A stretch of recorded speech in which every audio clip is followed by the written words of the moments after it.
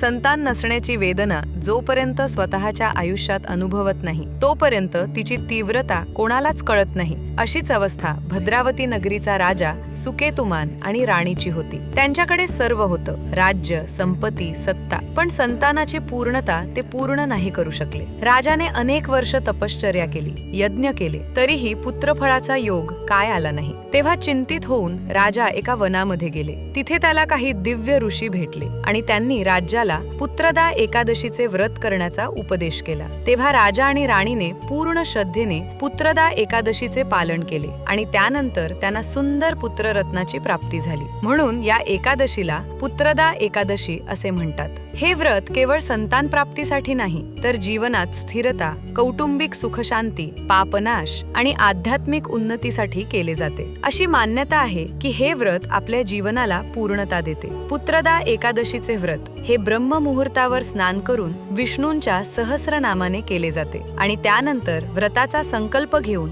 दिवसभर निर्जल व्रत किंवा फलहार करून एकादशीची कथा श्रद्धेने वाचावी आणि दुसऱ्या दिवशी विष्णूंचे नामस्मरण आणि अन्नग्रहण करून व्रत पूर्ण करावे।